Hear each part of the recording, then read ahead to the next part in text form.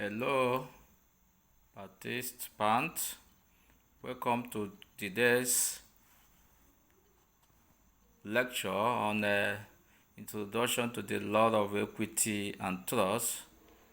As you know, today we are going to consider the origin, the meaning, and the nature of equity.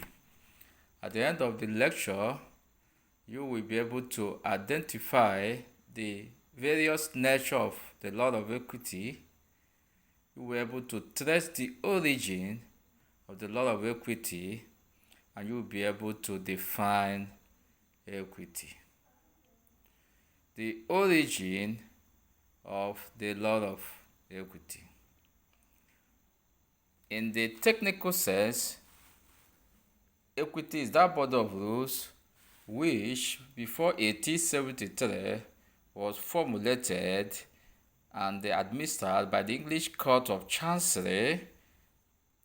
Equity in the technical sense is applicable in Nigeria following the Supreme Court of Judicature Act of 1873 to 1925, which is actually an act of general application. Secondly, the courts are directed to observe and enforce the observance of every customary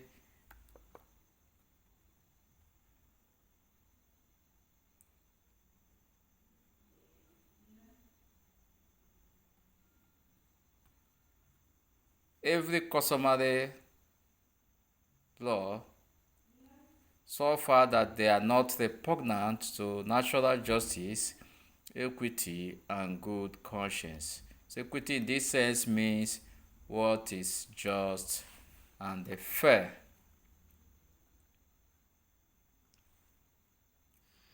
The origin of equity. Equity is said to have originated from Greek, or rather Rome. In ancient Rome, the doctrine of Aquitas played a vital part in the development of Roman law. Hence the maxim, just as boni et acquit, which means that the law is the art of what is good and fair. European countries having Roman law as the foundation of their legal system, inherited equity and law in a fused form. The evolution of equity in English jurisdiction is traceable to the Chancellor's involvement in justice from the period of the Norman conquest in 1066 and the eventual entrenchment of the common law as the law of England by King William the Conqueror. Equity also has its ordinary meaning. In its ordinary language, equity means natural justice. It refers to the body of principles gradually evolved by the Court of Chancery in response to the petition of dissatisfied persons who suffered the rigidity or harshness of the common law. This body of principles, or rather maxims of equity, gradually becomes established just like the common law.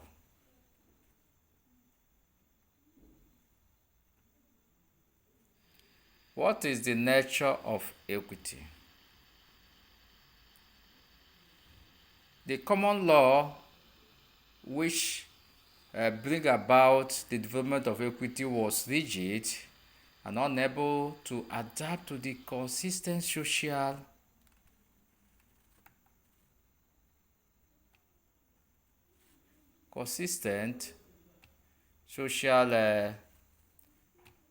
condition prevalent at the time. What was the implication? The implication was that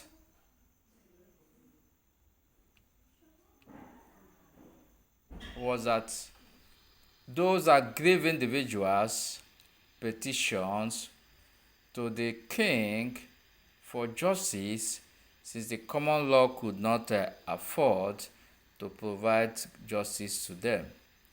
The king, in exercising his power over these petitions, will assign the chancellor as a king's conscience to consider the merit of this application. And what was the consequence? In most cases, the chancellors, who were usually ecclesiastics, that is, they were bishops or clergymen, they used to apply their conscience, their feeling of uh, right and wrong to handle this situation. And at the end of the day, whatever they decided may actually be at variance with the common law position. These decisions of the chancellors now, who were regarded, this decision that was regarded as the expression of the chancellor's private opinion, that was why Lord Selden made the famous statement that the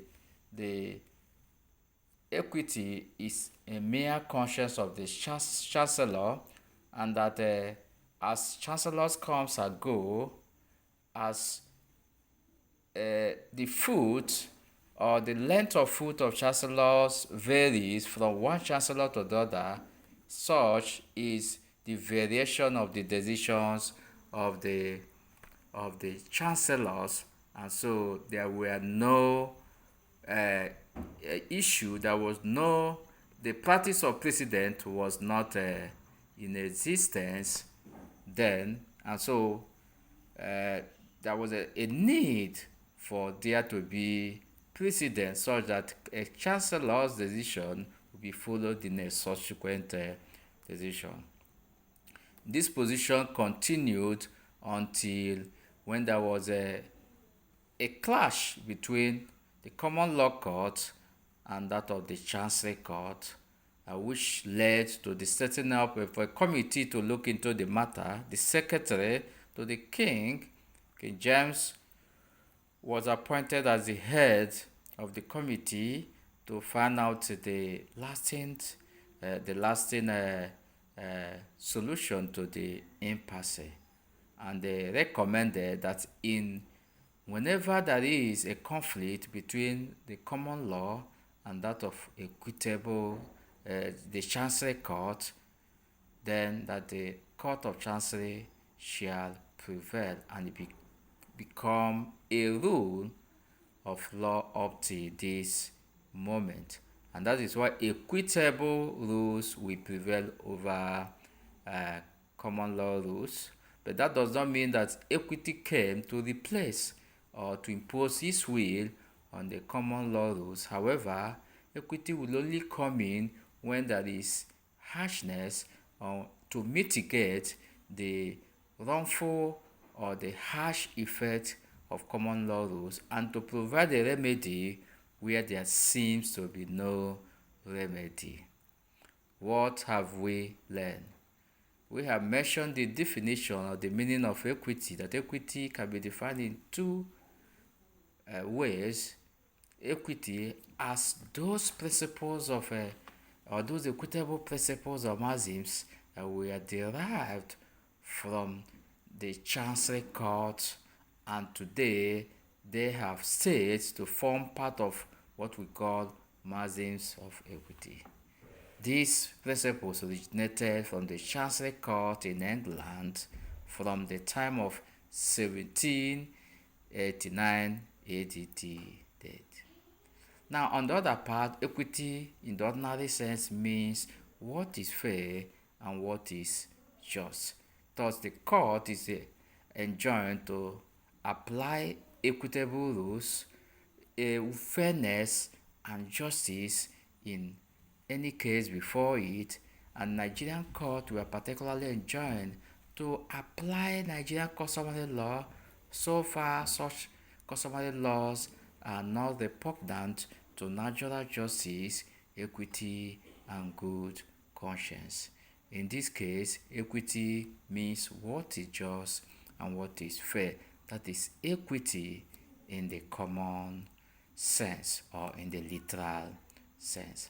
And we said that the equity originated from Rome and then become part of the law of England, having been adopted by the all the Anglophone states, and then having been colonized by